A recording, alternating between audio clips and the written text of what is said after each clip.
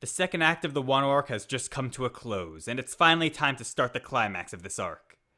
This chapter was more set up for the battle against Kaido and Orochi, with everyone making their final preparations for the coming war. Both Luffy and Zoro got a power-up this chapter, which will be extremely useful in this upcoming fight considering how one-sided things are.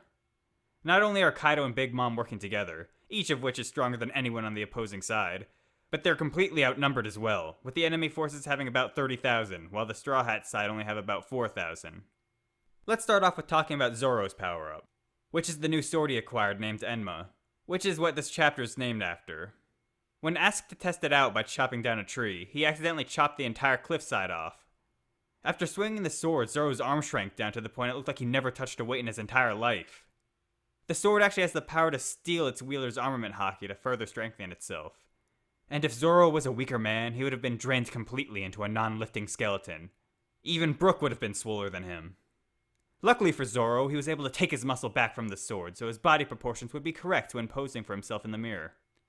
Zoro said that when he gets used to this sword, he will become even stronger, and it was stated that Zoro may be able to push Enma to become a Black Blade, which would further improve its power. Once Zoro masters Enma and turns it into a Black Blade, he'll become a real force to be reckoned with. As for Luffy's power-up, it seems he's mastered his new armament haki technique, using it to destroy a tree at the end of the chapter and telling Kaido to just wait.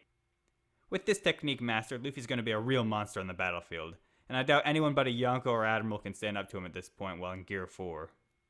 There was something Momonosuke said this chapter that I just have to bring up. Because if what he said means what I think it means, it just seems kind of random. While training next to Zoro, all of a sudden he says that he was told not to say the word snatch, and that an old man from the village told him that. In the way it's being used, I can only surmise that the use of the word snatch in this case means vagina, especially due to the way Zoro reacted. I don't know if this is a callback to something I'm not remembering or if it's a joke that was made in Japanese that doesn't carry over well to English, but it just seemed out of place. I'm not one who shies away from genitalia jokes, and I can appreciate some good old crude humor, but I just don't understand this one. By the end of the chapter, just about everyone is ready for the coming fight. The only one who's unaccounted for is Law, who only gets one small panel of his face this chapter. Kinemon and the others from Wano went off first to the harbor to get ready for the invasion. However, it seems the Shogun Orochi has learned of their change of plans and knows which harbor they're heading to. He also found out that Hiyori is still alive. Somehow their information was leaked. It was either due to good surveillance by the enemy, or possibly a traitor amongst their ranks. Their plans being found out could really screw them over, as the element of surprise was one of their biggest advantages. Heck, it was one of their only advantages. If they get attacked at the harbor and lose their ability to get to Kaido's island, their entire plan will become undone and everything they've worked for could be lost.